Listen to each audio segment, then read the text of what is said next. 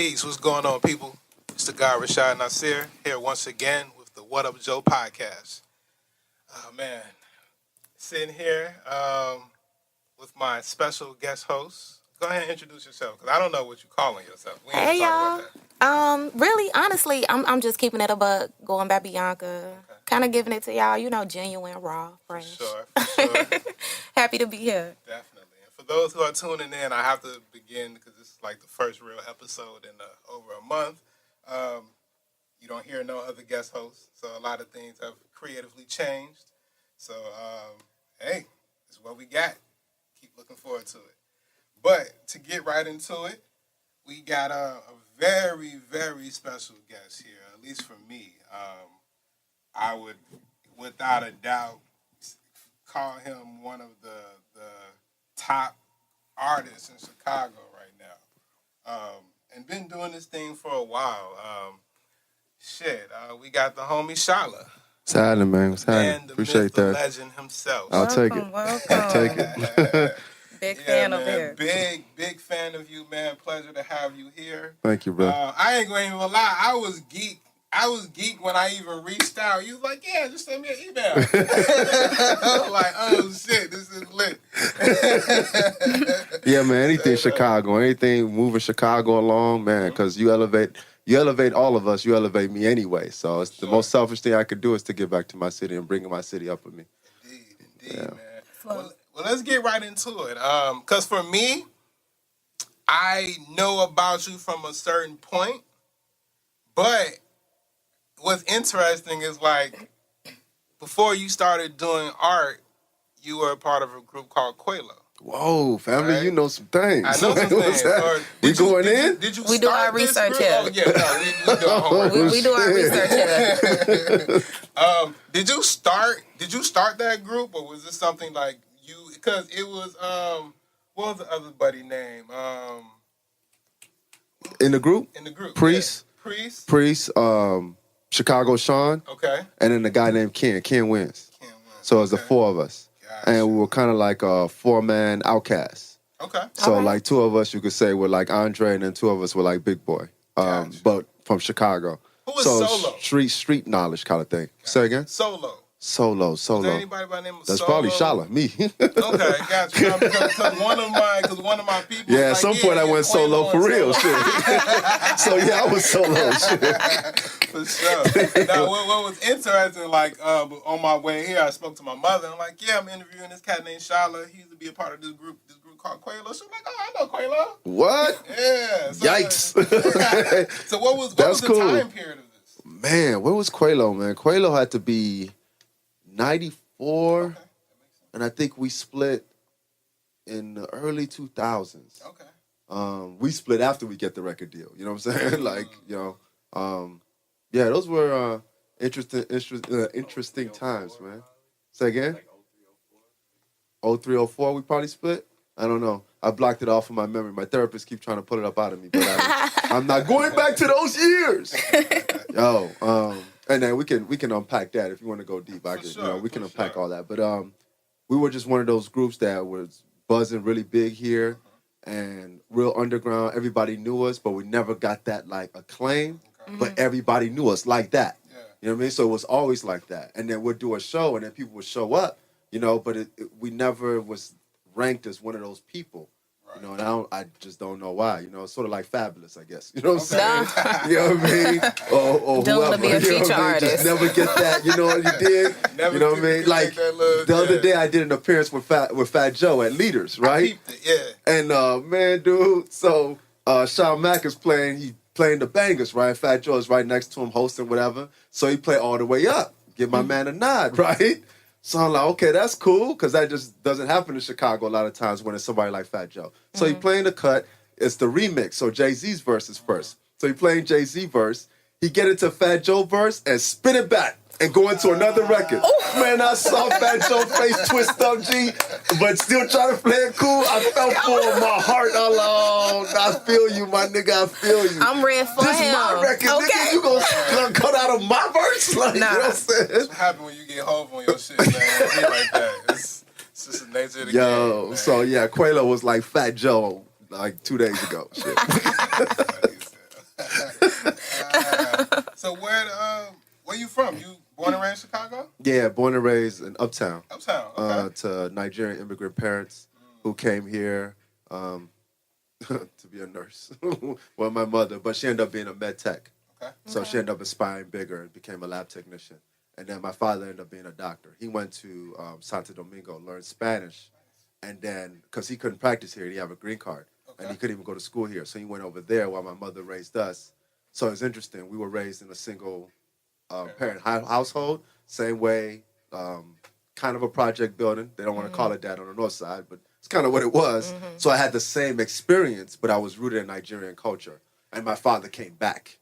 Okay. So, but for many years, especially my teenage years, he was in Santo Domingo learning, in medical school. So he'd come back like during the summer, every couple months, you know what I'm saying? So that was interesting. Being raised like that gave me, I'm rooted in African-American culture because I was raised in a lot of similar scenarios. But for some reason, having that foundation of Nigerian culture just kept me out of trouble. And it kept me, well, it didn't keep me out of trouble, but it kept me focused on something. You know what I'm saying? Okay. So yeah, I was born here, raised here, but I was raised as a Nigerian. Got you. Okay, Long, short. I'm glad you said it. So like, what, when you were a kid, what was the climate like in Chicago and dealing with that as well as having that Nigerian cultural identity? The gangbanging was more organized. So it's weird. I can't tell now if it's worse or better. Because there was something about, it was organized, but it seemed like it was just as violent. But at least you knew where it was coming from. And it wasn't as emotionally driven. I think now shorties are more emotionally driven. So they do things a lot quicker. And they do things with no kind of process. Or where there, you kind of knew who you were dealing with and what kind of life you were going to be in if you moved with those type of people. So I would say that it was I could navigate it because I knew who to move with and who not to move with and how to move. And I was an artist. I've always been a weird art kid anyway. But I went through a process of trying to prove I was black because I grew up on the north side. So growing up on the north side, I grew up with everything. So I didn't grow up like west side or south side. So even being in a black neighborhood, you cross the street and there's Vietnamese and Laotian and Latinos and all kinds of people, white people everywhere. So I had a different mentality. So by the time I got to high school, I already got traumatized because I used to visit my cool-ass cousin from the south side. And he was the coolest to me. And I remember we were outside, and I remember one of his friends said, "You talk funny. You talk white." And it traumatized me. Where you from, the north side? And I'll never forget that, because then I was like, I ain't black enough. I made up a story. I wasn't black enough at that point. And I knew every time I got home, I was practicing a whole different culture because I was Nigerian. So I spent most of my high school years on the west side learning to be black. I know it sounds ridiculous now, but I bet you a bunch of us go through it. I'm just actually putting voice to it. Absolutely. And that's when I got in the most trouble, because for me, being black was being a nigga, being niggerish, being street. Especially a black male, I had to prove my dominance. So that's where a lot of my street education came from, was participating in that world.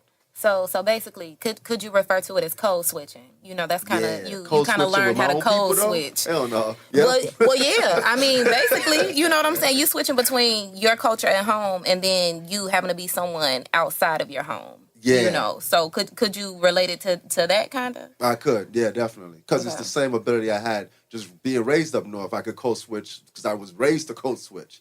But then I just added my own people to that, you know? So those were interesting years. And that's when I met my partners, Qualo. And in retrospect, I've always been somebody who's always been enterprising and always been somebody who wants to take people to another level. I like to call myself the sun. That's why I like yellow, I'm committed to everything around me growing and shedding light on everything, So that's just kind of how I am. My father's like that, so I think I took it from him. So even when I would be in those neighborhoods and in those situations, I was always trying to take us to another place. So three of the guys I would hang with kind of gravitated toward that, and we became the group Qualo. Gotcha. Okay. Where'd you go to high school? At Lane Tech. Oh, you went to Lane. Yeah, nice. Gotcha. That's where we met. That's what's up. So you can so would you say that like your household, like home, that had a strong effect on your like creative life and just how you saw things, how you saw life, and just being able to project certain thoughts and ideas? Yeah, because we were poor, so I made my own toys. And it was just natural to make my own toys. I couldn't, they wouldn't buy it from me. They didn't think it was important. So I made them. And I don't know what made me make them, but I just made them. So I would make my own little action figures, little robots that transform into cars, and I just did all that. I made my own games. I made video games because they wouldn't buy me video games. So I would make stick figures, and I would use like levers and toothpicks to move them against each other and have them fight each other. I would 3D them so they stood up. Yeah, I just always did that as a kid. It just seemed natural to me. But where I think I saw what I am now is that when I got to school, I'd be playing with my toys, and people wouldn't necessarily make fun of me. They would ask me if they could play with it. Then I started making them for people and charging them money for it, and then I saw a lick. You know what I mean? So yeah, that's the hustler. The hustler was born at that point. That was like 6th, 7th, 8th grade. You know? Okay. Yeah. Oh, wow. Okay. So yeah, my creativity came from not having, really. Yep. Okay. So when did you start the movement worldwide? Damn, the movement. So I was always rooted in. I loved the Black Panther culture. James Baldwin, Malcolm X. So Qualo, my guys, we were them guys. So we were the guys who'd be on the block, but we were reading books. So I think that's why we drew toward each other. So it was just part of our vernacular. We read things by this guy named Dr. Malachi Z. York. Oh, very familiar. Yeah, we did the knowledge, you know. Okay. We loved the throwback, the brand Nubian stuff. That's just what we were on. So the movement came out of that because a lot of people were gravitating toward what we were talking about and the way we blended Chicago street with that kind of information. Because a lot of people weren't doing that at the time. And we did it seamlessly because we were living it. So people who gravitated toward that, we call them our movement. And I decided to just make it a formal thing, a formal company. So, and we started going from the north side to the west side a lot. So now we're gathering people who are Asian in the north side kind of hip hop world with like the west side world, which is two different worlds, you know what I mean? So, and we were that in between, you know? So the people who circled us were really special because if you're from the north side but could come out west with us and you from the west side could come out north, you're a different kind of person. So that's what the movement was. And it became sort of our record label, you know? So I was looking up to like your Diddy's at the time and Russell's and Master P's. So I'm like, okay, No Limit, we the movement. And that's how it kind of kicked off. Dope. So, just in regards to the movement, I saw it be described as kind of like art label, but social cause company. What's the social cause that's pushing the movement right now? Like, what's your primary cause? So I'm still into music, but music stopped to inspire me for many reasons. But the art world started to really, really inspire me. I just saw how we didn't have a voice in it, and I saw how powerful it is, and how it gets you into these rooms, and it gets you into these mansions, and it gets you into these environments that we don't live in. There's a lot of money circulating. And these people, for the most part, are really open-minded, right? So if you can influence them through art, music, whatever, a lot of change can be made, you know? The kind of change that's not made when you're protesting on the street.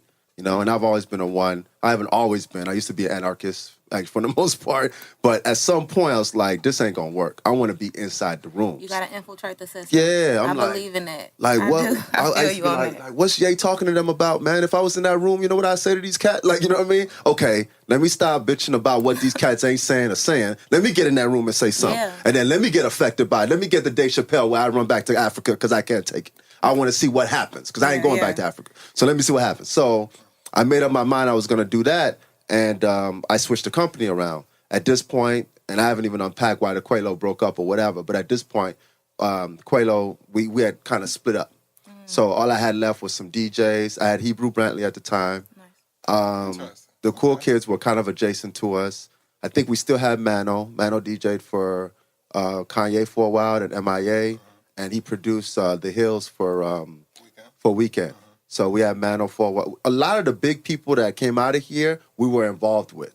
And that's another, like, quiet thing that we don't talk about that left me a little impacted. But we'll talk about that later. This might be therapy, man. I don't know. But whatever. Okay. This is a safe space. Because I got stories. I can tell y'all some things. It's a safe space, definitely. Yeah. So anyway, the movement became a social impact company after all of those people transitioned. And it was just me and my brother. And I was like, what do I want to do with this company? I want to take us back to where we started, which was street culture, but educated street culture.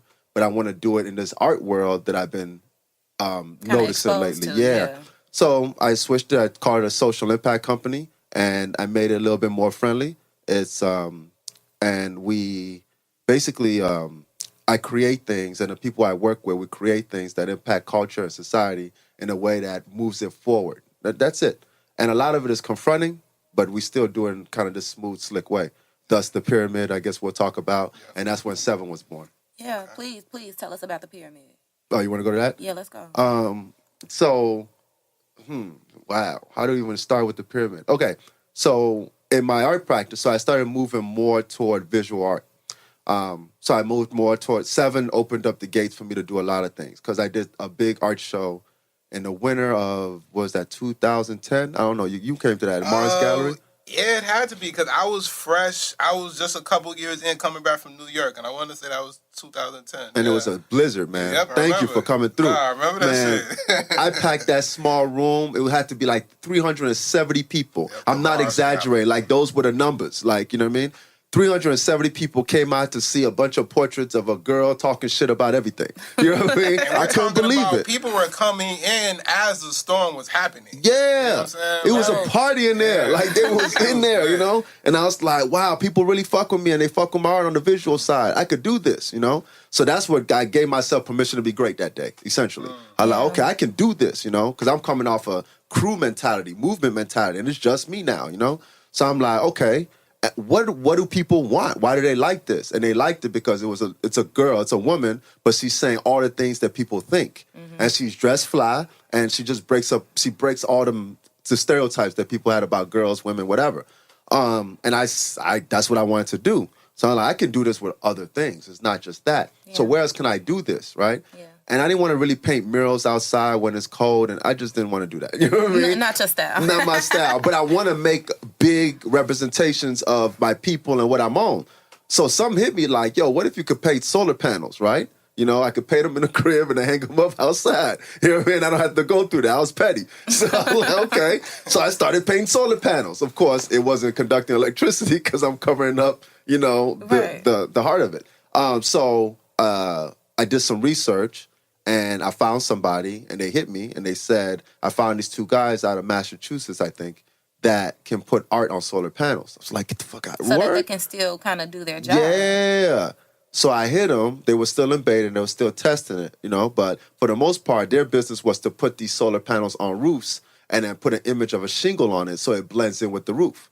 Right? Now, you know it's a goddamn solar panel with some shingles on it. So I was like, okay, well, if you put shingles, can I put a picture of my grandma on there? They're like, yeah. Can I put a picture of some titties on there? Yeah, okay, cool. Then I can do whatever, you know what I mean? Solar panel titties. So I said, okay, cool. So I did some tests. I did some, all I had to do was paint. I scanned it. Then I'll put it on this particular material that you lay over the glass, and it's still able to conduct electricity because the material is porous. It has holes in it. It's the same thing as a wrap, the way you wrap a bus or a truck. You ever seen those? Yeah. But have you ever been on a bus where you've been inside of like it? see So you through can it. see through it, right? It's the same thing. It's not the same material per se, but it's the same kind of concept. We tested it. It worked. Now, but nobody believed I could do it. And it cost a lot of money, and I didn't have any money. So I'm like, how do I prove this? Well, I came from marketing. I was in marketing for a little bit. So I said, let me get some people who will connect me with ComEd. Because if ComEd said this works, they're the power company, and they're a conservative company. So if they give me the stamp, I'm official, and I'm going to take off. So I did it through Leo Burnett. We did a little project. We did it in Inglewood, right? Okay. And we did it for Black History Month, real low-key, you know, because that's what they would give me. I'm cool. I took it. I just need to proof of concept. It won awards. So they're like, man, this thing is cool. And low-key, they would come to me like, you know, this should be bigger. You could be way bigger. Giving me that encouragement, you know what I'm saying? I'm like, yeah, I see you. Yeah, I should try that one day. This is way before Pyramid. This is way before Pyramid, right? The Pyramid came on a conference call where I was just feeling myself. They're like, what do you want to do next? I want to build a pyramid. And it was crickets. Yeah. It was crickets. Them white people were quiet. They were super quiet. Because they didn't know what to say. A black man who wants to build a pyramid out of solar panels on a conference call with Leo Burnett and ComEd. So I remember the Mexican lady, she said something, because she's Mexican, so she was like, do you think black people will understand that? I know. It's all good. For the people who can't see, you should have saw our necks just jump back in disgust. I was so serious. So I jumped back to a little bit, and I was like, okay, everybody doesn't know, It's our job to educate. They don't know. So that's why I need to build this thing, you know? That's a good point. So I was like, okay. Then she said, I think it would do well in my neighborhood because of the Mayans and blah, blah, blah, because Mexicans are rooted in pyramids also. Talk about Pilsen? I think she was talking about Pilsen at the time, right? So I was like, okay, I'll build it there, and then we'll just navigate back to my neighborhood. But what she said made me really think, because I'll be honest, I was originally thinking doing it downtown where it could get the most exposure. Right. But when she said, do you think black people will understand that? And then she said, we could build it in my neighborhood. I was like, why am I not thinking about building this in my neighborhood? Yeah, it's really a power generator, right? So if I'm going to generate power, why am I giving it to the people who got all the power? That don't make sense. You know what I mean? So I credit her for inspiring me to do that. So anyway, the rest of the agents spoke it up, and I got off the phone, and then they called me back and like they want to do it, but they only got so much money. So I'm trying to figure out how to do this with the little money they gave me. They didn't give me enough. And after getting past all my conspiracy theories and all that about how they're trying to sabotage my mission, I was like, let me just get some money from someplace. And, man, when you in sync, you get the messages. Like, things just show up. You ever been in them situations where, like, you know what you want and everything you need just kind of lines up? You in tune with that you in tune. Shit just happens. Yeah. So I'm a vessel. I'm supposed to be doing this. So I'm online, and it says Rahm Emanuel Initiative for Solar Panels. The city should be a smart city by 20-something. I'm like, oh, Rahm is on solar panels? And I already knew he was on art. He had the year of public art. I'm like, okay, he likes art and solar panels. I got both of them. Yeah. So I just started showing up wherever he was at. All the parties, wherever I thought he was going to be at, I would come. Sometimes he was there, sometimes he wasn't. But I just waved to him, show my face. So eventually at an event, he came to me like, so what do you do? And he started having a conversation with him. I told him what I did. He connected me with his assistant. I got the rest of the money. And the pyramid was built. I went to Gallery Gachard. I told them, stamp this. Gallery Gachard is the gallery that gets the energy from it's where the pyramid sits. Okay. So that's their area. And they own the migration garden where the pyramid is located. Have y'all seen it yet?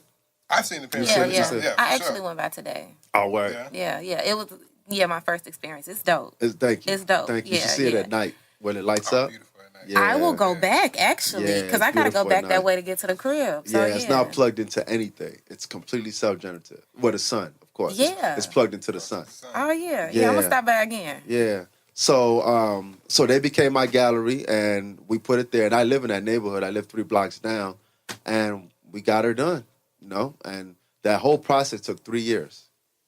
Yeah. Wow. Yeah. Okay. Wow. So it was finally built last summer. How did you go about selecting all the images to be put on there? Oh, so we worked with 60 students from all over the city through ComEd's program, through their STEM program, which was also good. So we had a seminar, a whole day seminar. I had somebody come in and talk about Kemet and Egyptian hieroglyphics, and then I related that to today's modern logos, and what is a logo today is going to be basically a hieroglyph tomorrow. So how do you want to be remembered, right? Mm-hmm. So create a logo, but think hieroglyphic.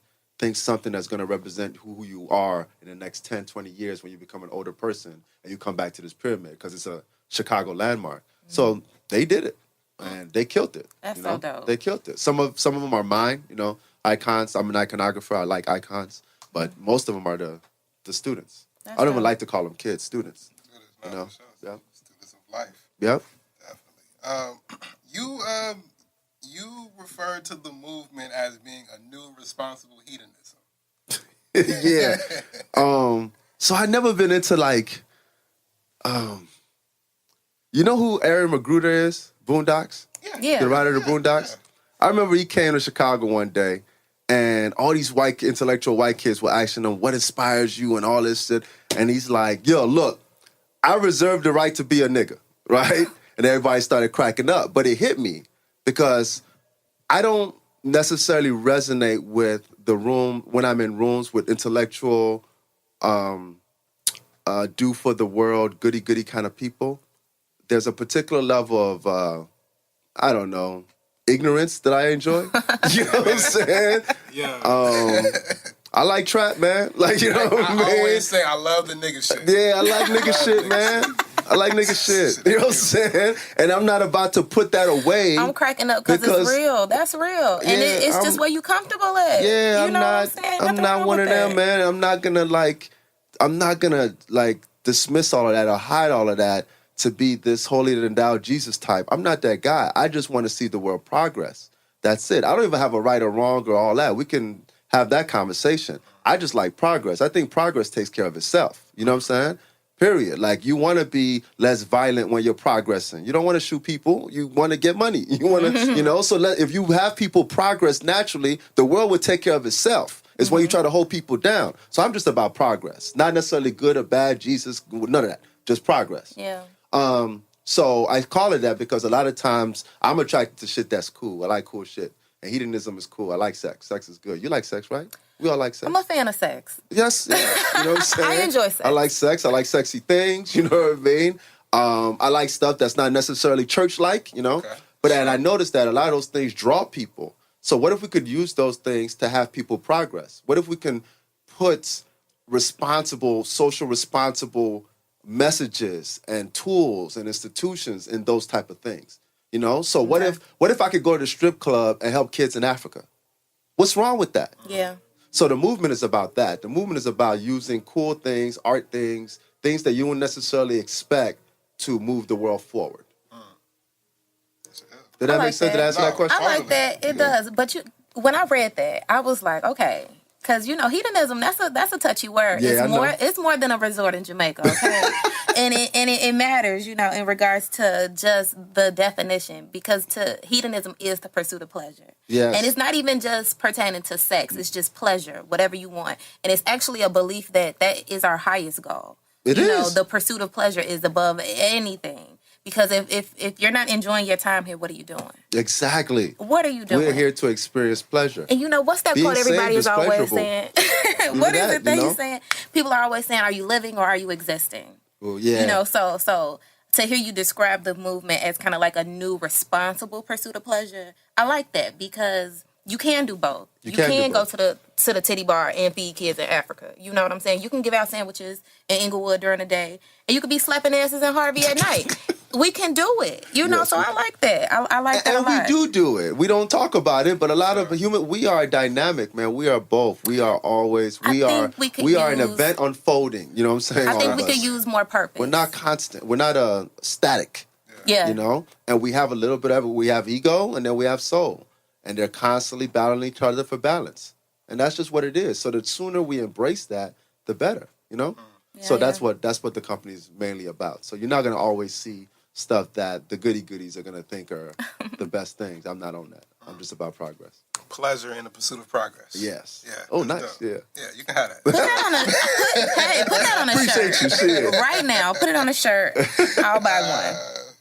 For sure. Let's go back a little bit, though, because Seven Spoons was fucking dope.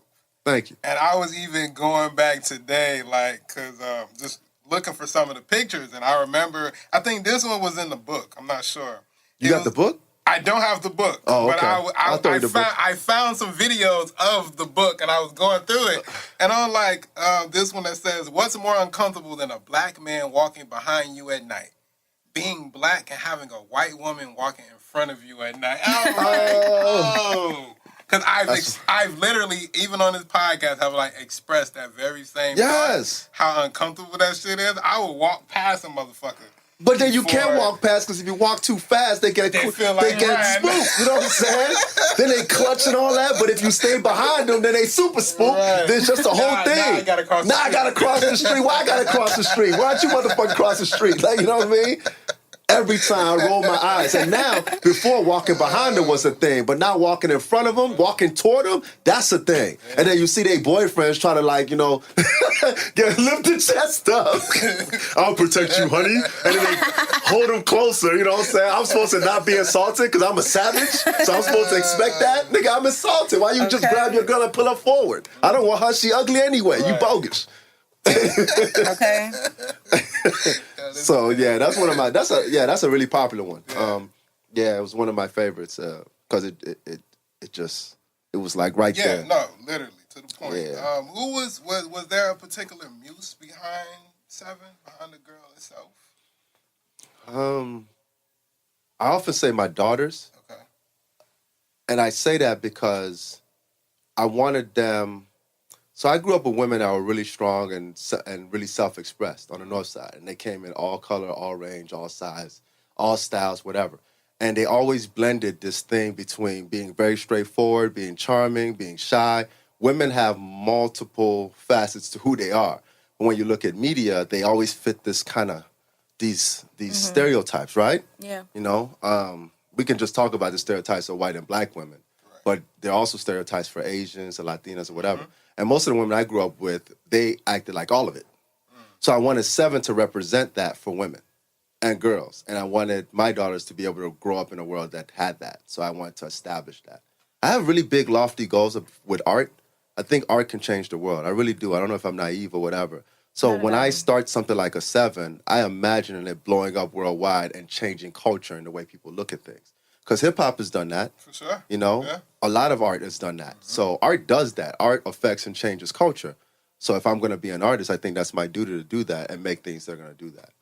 So that's really what inspired me, my daughters and the women that I grew up with. That's beautiful. And the one thing about art that I love, it not only like expands culture, it's kind of like a window to culture that we may not be aware of. Yeah. You know what I'm saying? It's the fact that you can take some shit that may be inspired from some shit that you saw in Chicago, and now you can share it with the world, and they all now have that perspective. Exactly. You know what I'm saying? Exactly. So it's beautiful. Yeah, I think our culture it's gonna, I don't know, I'm gonna ask y'all, do y'all think I was gonna say, I think it's gonna save us, but I don't like that word, save, because we don't need saving. We need something. Well, you know what I'm saying? Well, we got to save ourselves. Yeah, You know and I what think I'm saying? our culture is our currency. And I think when we start to really understand, because it's so easy and so natural for us to express it, that we don't understand how valuable it is until somebody exploits it. And then we say, oh, no, that's ours. How come you making all this money off of that? Yeah. But we still don't do anything about it. We're the ones who let it go. Why don't we tax them? Yeah. You know, we teach them. You know, they don't know how to do that until they get somebody who can teach them how to do it authentically, you know? So I think culture is our currency, and the more we start to really own it, the closer we'll get to where we belong. Yeah, for sure. I always say, like, the world is moving into cryptocurrency, and we're finding value in likes. Yeah, you know what I'm saying? With social media and everything, it got us, kind of fucked up. Yeah. There's always some distraction, man, that we, Definitely. You mentioned Hebrew Bradley, and then I wanted to ask you about, like, Chicago, and do you feel like we're in a particular, art renaissance? You know what I'm saying? With people like yourself, whether it be Virgil, Hebrew, you know what I'm saying? Yes, definitely. We've always been influential. I mean, the president was from here. You know what I mean? Yeah. We are not to be, when we do it, we do it. Yeah, sure. Look at Chance. Like, when we do it, we bang it, Yeah. So the only difference now is that it's just more of us coming out at the same time. So that impact is 3 times, 4 times, So the next few years are going to be really exciting for every culture, for everything. So, like, this podcast stays, and it's inevitable that it's going to pop. You know what I'm saying? Anything you do coming from Chicago, with the collective momentum that we have right now, I think it's going to make a major impact because we're naturally influential. We're right in the middle. Right in the middle of both coasts. We see everything. And we're a little bit more, people like to say, we're intense. Yeah. We're kind of intense. We are. Lupe is intense, man. Chance is low-key intense. Absolutely. People are intense. Like, we're intense. Yeah, it's definitely intense. Hella you know what I'm saying? But that intensity is what creates and changes the world. So, yeah, I think we're in a renaissance. I think the only thing that could hurt us is our Achilles heel of not working together. Yes. I think that's changing, though. I hope so. I think that climate is changing. Chicago is supporting Chicago right now. I think so. I think that that's definitely something. But it's always been known that Chicago full of haters. You know what I'm saying? So we've exactly that crab in a barrel kind of mentality. But I think that people are recognizing that and changing it because we all do want to eat. and we all do want to succeed, and we're not going to do that by stepping on each other. I think so. And I kind of think that shit kind of played out now. It's 2018. It should be played out. I mean, people are moving away from that. Black people not coming together is played out. It's trash. Like, come on, yo. Like, yes, like. So I kind of feel like we kind of like losing that attitude and that hater kind of like what Mary J, that hateration. We're moving away from it, you know. And I kind of feel like we're supporting each other more and more. Yeah. But to even, you know what I'm saying, we have to speak positivity. We have to talk about that. You know, we used to be some haters, but it's not like that no more. Now we supporting Chicago now, and that's the talk. You know what I'm saying? That's what we talking about. I agree, and we have to make sure that it's precious, and I don't want to say it's fragile. Let's just look over it and make sure that nothing happens. Let's protect it. Let's protect it. That's all I'm saying. I love what Chance is doing. New song got Recent on there. Like, I mean, Brandon Bro went out there. He's in Japan now for his tour. Okay. So Brandon's out there. Brandon Bro is another artist friend of mine that's doing really well. Joe Freshgoods went out there with him. He brought a whole crew. Patrick took all his people. Like, they are establishing something. So that was a Chicago Renaissance going out to Japan, making an impact in the world, you know? Let's just keep ushering that kind of behavior forward, you know? You tight with Joe? Joe Freshgoods? Yeah. I'm good with Joe. You good with Joe? Yeah, I'm good with Joe. I need that nigga on here. You do? I need Joe Fresh on the one. Yeah, Joe Fresh, yeah. If you're listening. I'll hit him. And let him know. Sure, I need that. Definitely. Trying to see. So, in this particular climate that we in, like, how are you able to find inspiration in this particular moment that we in, racially, politically? You know who our president is? Yeah, it's a lot of. Yeah, man, I'm overwhelmed by inspiration. I have so many ideas I want to put out. So my next show is going to be really good. I can't wait till y'all see it and see what y'all think. You know, it's a great climate for that. About it? No. It's all good. You got to see it. Okay. Yeah, you got to see it. If I start describing, it's not even. I can't even really describe the visuals that you're going to see. But I've become more multimedia. Doing solar work is just giving me more of the funding that I need to do all my gallery work. And I think my gallery work has stepped up. My Seven Spoon work has stepped up. She has her own separate gallery. So when I do shows now, I have a separate room for Seven. Because Seven fans will never let me stop doing her. You know what I mean? Sure. No, so definitely. That's great. But I have all this other kind of work that's really good. And it's motivated by this. I think we're in a place where it's cool you said that it's played out to not support Black people. Mm-hmm. I think we have other insidious ways that we don't necessarily support each other that we need to address. Like what? We still have trust issues with each other. So, yes, it's cool to support ourselves outwardly, but there's still trust issues that we're not dealing with. Our men and our women, the generations. Yeah. Right now, if we don't pay attention, we're going to lose the opportunity to make money on this big marijuana market that's happening. For sure. And it doesn't make sense for us to lose money in that. Yeah. And we're behind because we don't trust each other with our money. And the people with the money don't trust the people who don't have the money, who really have the know-how to really manage these type of businesses. Because we've been doing it. Yeah, and then you have the older generation who thinks it's going to take us down the path to the devil and all this nonsense. You know what I'm saying? That white people don't seem to have. You know what I mean? That's key. So it's a great time to start to heal those type of wounds and start having those type of conversations internally and not get distracted by white people and all these other people. They don't matter.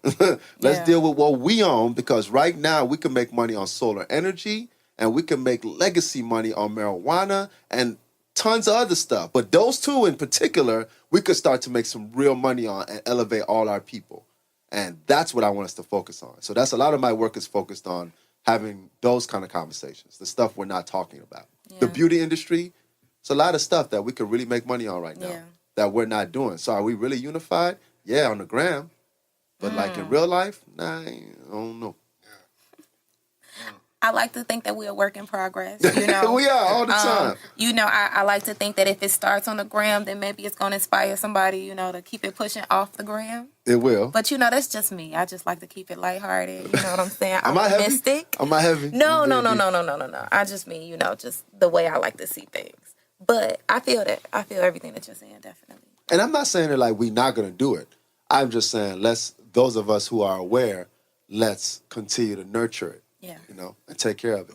We can't really spend time on those that aren't mentally there yet, that don't see it. It has to be the union of those who can best work and agree. For sure. You know what I'm saying? In order for this shit. Everybody else, they'll get there when they get there. You know what I'm saying? This is, if it's a race, we all don't have to hold hands in this shit and run it together. You know what I'm saying? But we got to get there nonetheless. Yep. You know? That's really what it is. In your movement, I know that it essentially has 4 elements, which is what health, music, tech, and female empowerment. Yeah. When I say female empowerment, how does that land for you? Like, it always feels funny to me. You know what I'm saying? You know what I mean? Like, that's my African American friend. Like, you know what I'm saying? Like, I don't know. Is there another word, or does that work? Like, you know what I'm saying? You know, I like female empowerment. Okay, good. It's coming from a cis male and all that. Like, I got to be careful about the Me Too shits. I don't know. It's good enough. You know what I'm saying? It's good enough. It levels out. We understand what you're saying, and it's not offensive. So, you know, there's a balance. I like it. Okay, cool. So the word female is still all right?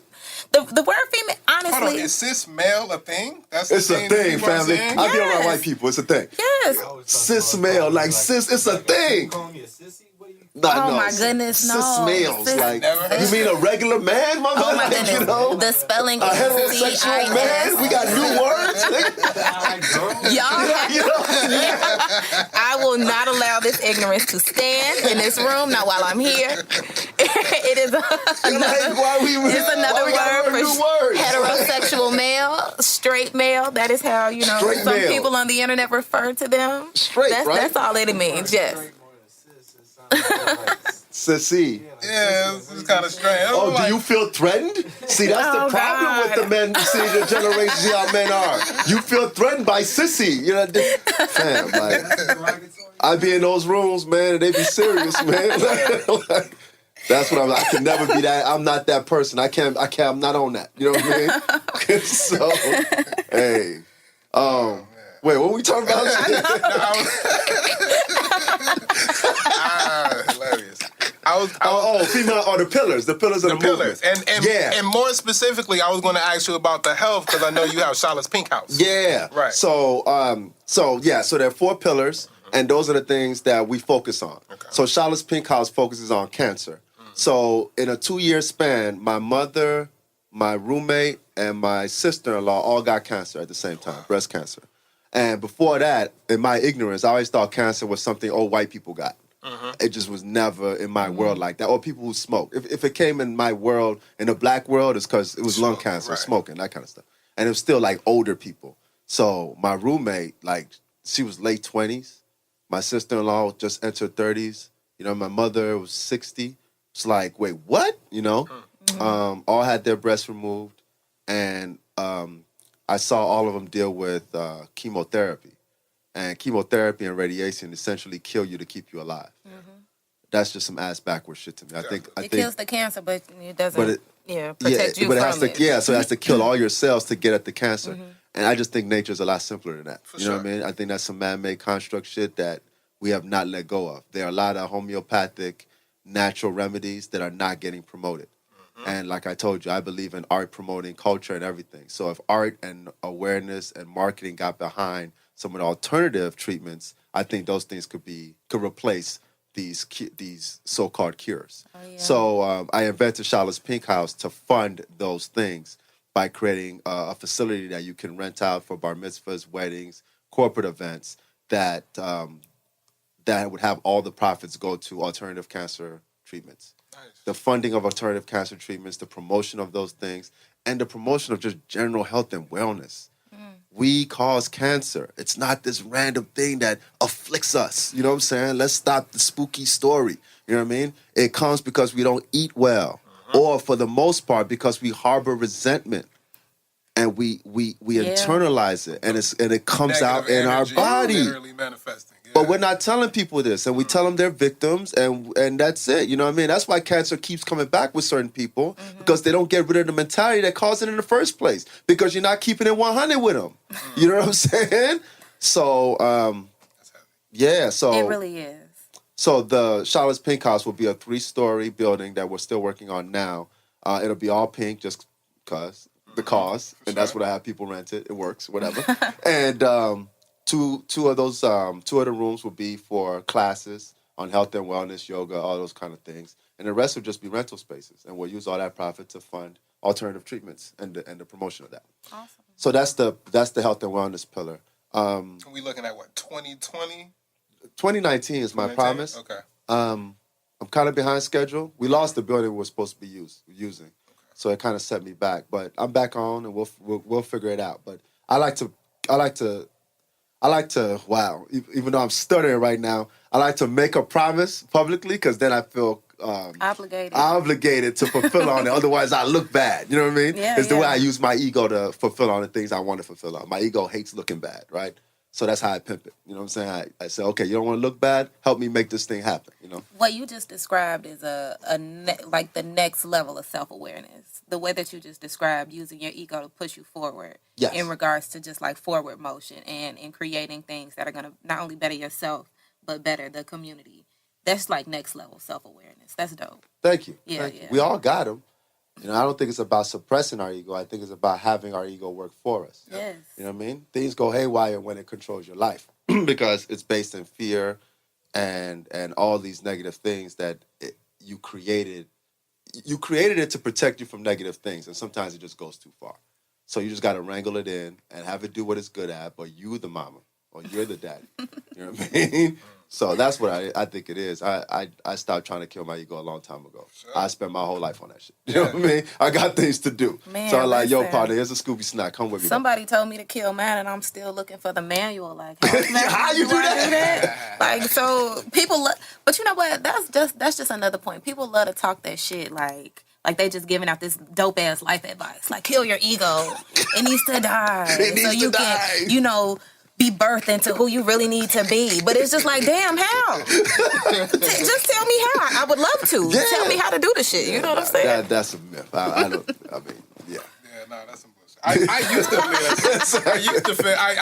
used to feel like, yeah, the ego has to be killed in order for you to, like, you know what I'm saying, stepping into your like divine being. And it's like, nah, you kind of essentially, you do have to master it. You have to master it. You don't kill that. It's a part of who you are. Yeah, for sure. And it works. It does things for you. You know what I mean? It motivates me to do this kind of stuff. Look, my ego, so my whole insecurity is I don't matter, right? So you want to fuck with me, you want to trigger me, don't return my calls.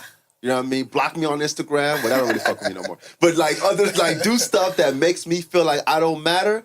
I freak out. You know what I'm saying? Yeah. So, but I've had therapy, so don't try me. You know what I'm saying? Because I'm better at it. Hey, listen, but anyway, shout out to therapy. Yo, it matters, you guys. It makes a difference. I want to promote therapy and have that be cool, because we still acting like therapy ain't cool. The therapy is super cool, man. It's so cool. You got somebody who's trained and educated to give you. They don't even give you advice. They just listen to you. Yes. How about shout out to the people who just listen to you? How about that? Listen, active listening is active a lost listening. You study. It's a lost skill. People don't know how to listen to understand. They just listen to respond. Yes. And you could be telling somebody your problem, and it's like, well, have you tried this? Yes. Well, did you try this? Well, no, damn, did you try listening? Like, I'm not even done. Yeah, I know, right? Like, you know. I can't even tell you my whole problem. Exactly. It's crazy. Exactly. So anyway, my thing is I don't matter, right? So that has fueled me being an artist. It's actually fueled me being a social impact artist, right? Because my ego gets to matter by doing good in the world. So is it really a bad guy? I mean, we could argue that, that's not the best intention or the best reason to want to do it. So what if your kids get fed? So what if I create a pink house that cures cancer? So fucking what? So what if I empower a whole neighborhood with solar power art? Oh, well, you know what I mean? If my ego is what drove me to do that, it's all good, you know? So I don't know. And again, that's what the movement's about to me, you know? Just progress. And let's stop debating about what caused the progress, how the progress happened and all that. Let's just progress. It'll take care of itself. you know. Sure. So that's what I mean by putting your demons on your team is what my friend always says. Yeah. Tweetable. Tweetables. Can I get my credit though? I got you. I got you on the credit. No problem. Do you feel like you get the credit or the recognition you deserve, or No. do you even no? Or do you even care? I don't matter, right? That's true. Okay, so the honest reply would be both. Okay. My soul doesn't. That part of me doesn't, because I know who I am and I know what I'm going to accomplish, and that's it. The ego matter. I care because it makes me feel like I don't matter, right? So I didn't matter in these people's accomplishments. Ultimately, I didn't, and nothing I did mattered, you know. And that's it. So it's more of like a wound. It's not like I'm the shit and I should be recognized. It's just like a little kid who got pushed aside on the ground. He's sitting there while everybody like ran toward the ice cream truck. And I'm just sitting there like, but I gave everybody the paper to get the fucking ice cream truck. How about me? Can I get a cone? So that's how it is. But that could be just as deadly as the arrogant guy who thinks he should have all the ice cream, you know? So I'm not defending it. I'm just saying my motivator is more in just being acknowledged that I was part, and I have been part for a very long time, of a lot of people's successes. Right. Just the acknowledgement would be awesome. You know what I mean? But that's it. Yeah. And that's just like the most vulnerable, realest way I could put it, you know? Yeah, because I've always felt like when it came to you, there was like Shala, the name, this is work, and that was it. And there wasn't much of like, you kind of have like your own mystique about yourself. And I always wonder, was that purposely, or this is just, you're just moving and doing your thing and not really thinking about it from that way? It's insecurity. Yeah. It really is. So, man, we're interesting as people, right? Because I want to matter, but then I'm afraid to matter, right? Because if I get out here and everybody's like, oh, you matter, we love you, we love you. And then one day they just like, don't love me no more, I might be shattered. So my insecurities keep me protected. Like, don't get out here too much. So I get behind people. So for a very long time, all the movement people, I just got behind them and I pushed them from the back. So of course I'm not recognized because I never wanted to be recognized. I created my situation. You know what I'm saying? Yeah. It's like a self-fulfilling prophecy. Yeah. I created my situation. So I would get behind people, and that's probably why there's some mystique behind me. Because I would be the one that would engineer things, so you'd have to see me a little bit, but in the shadows. Gotcha. And I'd blow, he's dope, he's dope, he's dope. Don't look at me, he's dope. At the same time, I want to be recognized. I want him to reach back for me. So I think I created that out of insecurities, but I'm coming out of it. And what I'm noticing is that as I'm coming out of it, because it's not authentic, it's all bullshit. At the end of the day, I want to shine. I want to shine and inspire people. I want to be the sun. I want to shine light on you. So I got to shine light on you, right? For sure. So I want to shine light on you. I don't want to shine by myself. I want to shine light on you, and then I want to help grow you. And the more I embrace that reality and that authentic need or authentic motivation, the more success I'm getting. It's really crazy, you know, but it's scary. I can't front. It's scary. I did the appearance on Saturday, and I was hiding. Like, they were like, okay, when you walk into the room, we're going to put the cameras on you. My heart dropped. Like, oh, fuck. Like, I don't want to, everybody going to be looking at me like, who the fuck this nigga? Like, you know what I mean? I'm always waiting for the Chicago hate. You know what I mean? Like, fuck is this nigga? What are you on? Look at this goof ass. Like, you know what I'm saying? I'm always waiting for that shit. So I'm like, you ain't got to put no cameras on me. Let me just walk into lead. It's all good. No, you can, whatever. So I did that, and I was kind of nervous, and I did it. I got through it. Then the photographers want to take pictures of me, and I'm always like trying to like just catch me while I'm talking to people. I don't want to pose. All of that is just not authentic. It's just me. You know what I'm saying? Yeah. So I ramble. Sorry. No, it's all good. That's what we're looking for, definitely. Trying to see. You mentioned a lot about. Now I can really get into it without notes. All right. You mentioned a lot about like the sun, and like you talk about like no pun, right? No, Solar. Sure. That's cool. And you know what I'm saying, reading books of like Dr. Z York, and I'm pretty sure there was others. Because if you're talking about that period of time, I mean, you're talking about when like the 5%ers was out here popping, like everybody was talking knowledge of self. Yeah. You know what I'm saying? How did that? Because I'm curious, as like being a Nigerian American born, how when you first came into that kind of knowledge, how did that make you feel when you received that shit? Cool. It used to be cool. It used to be cool. You know what I'm saying? Even now, man. You ever seen I Am Not Your Negro? I have not. I've not seen that. It's a cool documentary about it's about James Baldwin. Okay. But when you watch it and you see how many of us used to be on TV talking that shit intelligently with suits on, smoking a square. I'm not advocating smoking a square, but they look cool as fuck.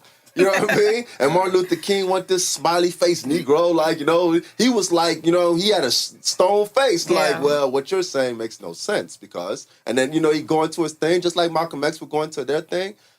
Man, that, like, I want us to go back to that. That was like, so when I first got that kind of schooling, that's how I felt. I felt like, damn, this is cool. There's always something real cool about a smart, street savvy dude to me. Like, you know, ignorant street is whatever. It's goofy to me.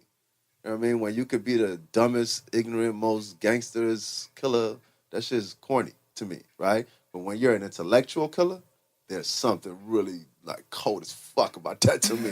You know what I mean? So I've always been not inspired. Yeah, okay, I'll just say inspired. I admit it. I've always been inspired and intrigued by street culture, but I love the culture of awareness, and I love when those two things melt.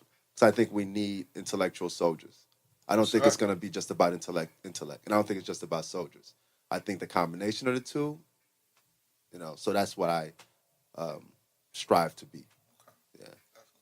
Well, what about like creative inspirations, like growing up as a kid, like other artists and painters or whoever?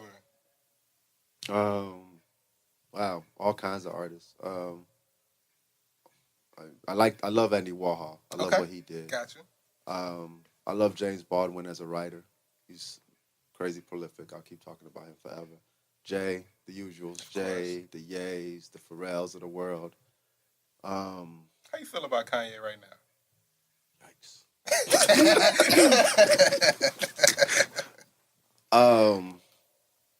Damn, man. Ye is a little too. Ye is occurs as he's occurring as a cartoon of himself. So completely driven by ego at this point. We know you're the anti-dude, but like you're a grown-ass man. Curb the anti. You ain't got to be anti-Trump. We got you. You're the anti-dude. Certain things you ain't got to be anti. You know what I'm saying? And then when you learn, okay, so maybe you don't know any better, but when you learn, say something, you know? His New York Times article was pretty good. It was, yeah. I felt like he learned some things, but he's not, at the end of the day, what I always say about Ye is he's not responsible. He does not have the level of responsibility I would love you to have for somebody at that level. Yeah. He has a child. I don't, and I like don't, a child, yeah, and I don't understand why, Yeah. you know, and I gotta be careful. He's a friend, you know. He may never talk to me again. I can't get on. No, that's one of the things I strive to do is get in a room with him. Yeah. You know what I'm saying? Because that'll be a different conversation. I'm from the crib, and I saw you come up, and you know me from 20 years ago, or however long it is now. You're gonna talk to me differently. I can break through all of that bullshit, and we can see what's really happening. You know?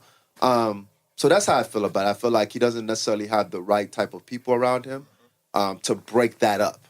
To break up whatever that character is. And it is what it is. But he doesn't have to be responsible for it. He doesn't have to be responsible. Responsibility is a privilege, too. You know what I mean? Some people look at it as an obligation.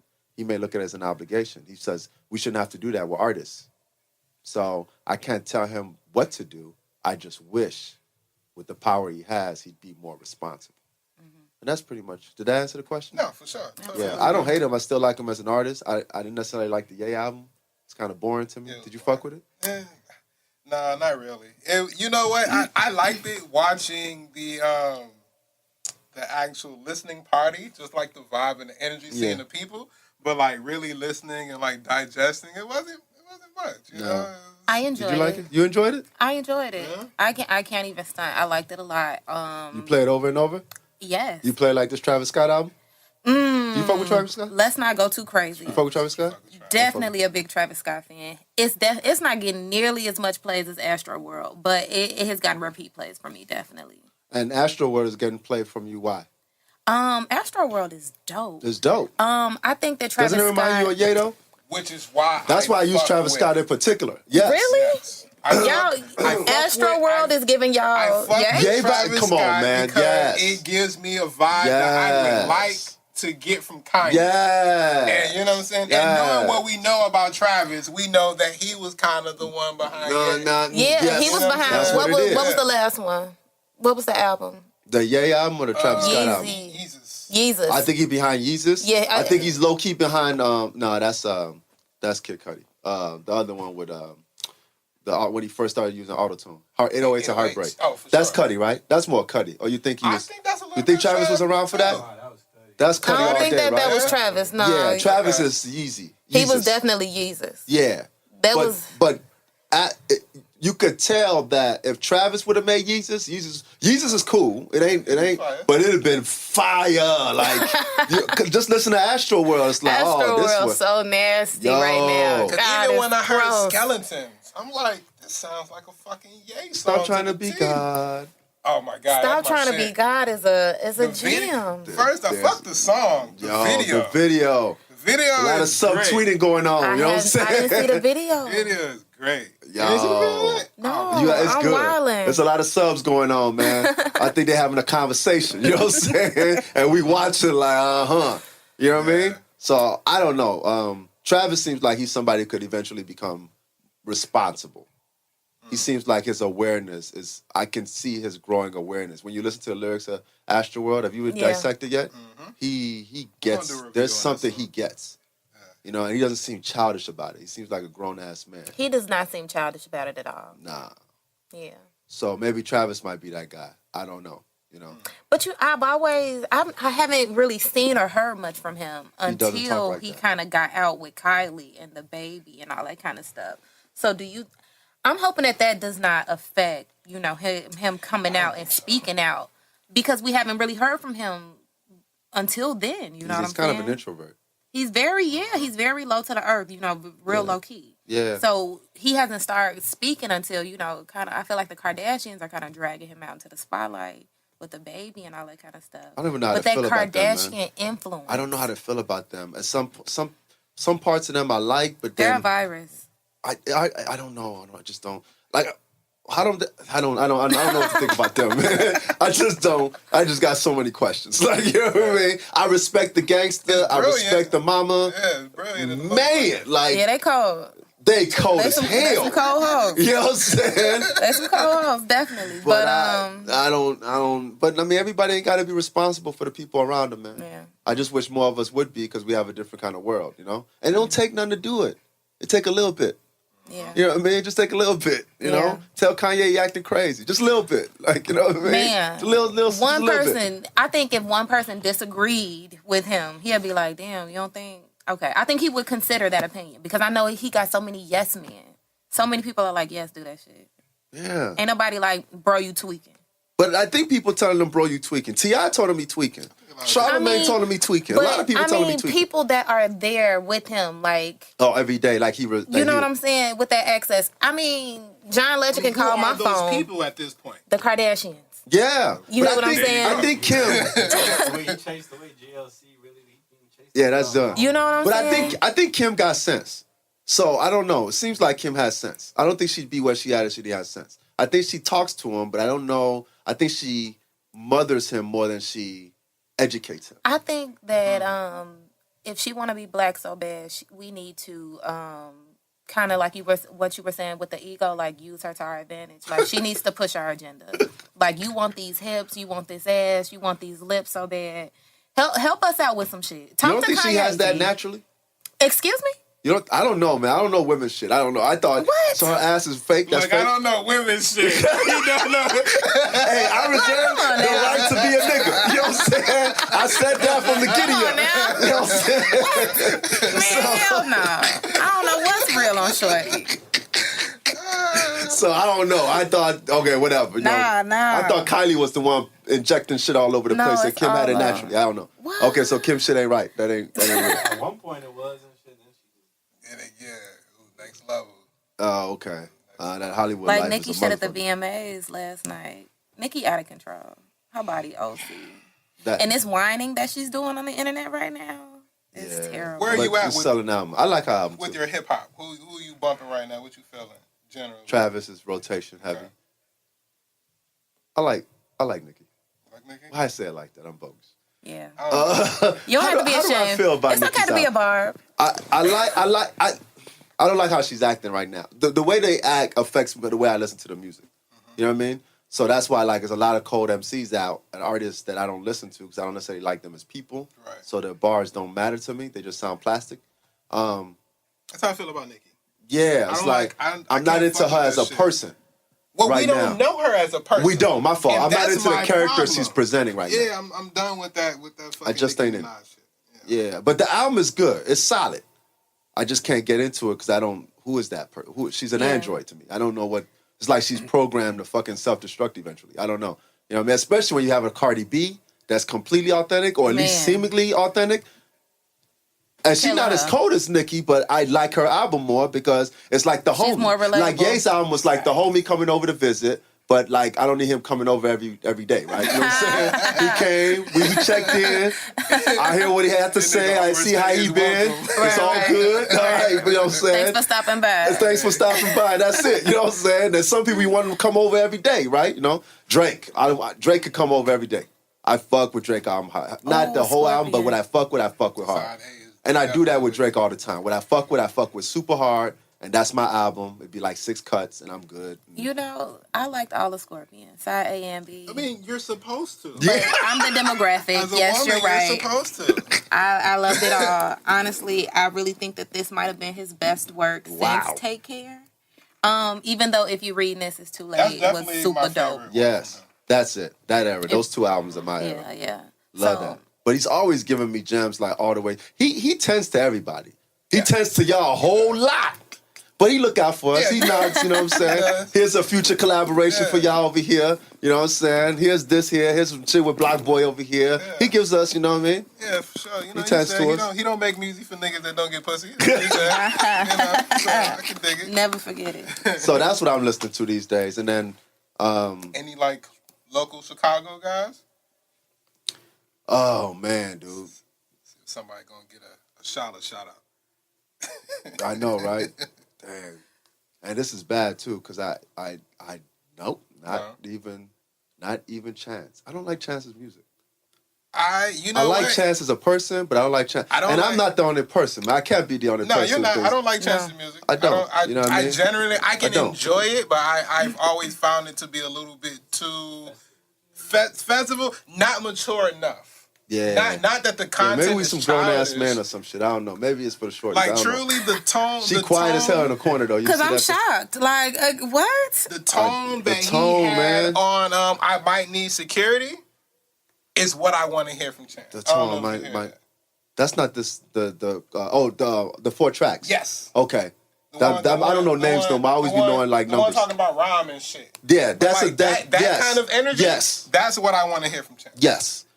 You know, that's what I'm feeling. He's not gonna keep doing that. Interesting. Nah, he not. You're not gonna keep doing that. You're a super Chance fan.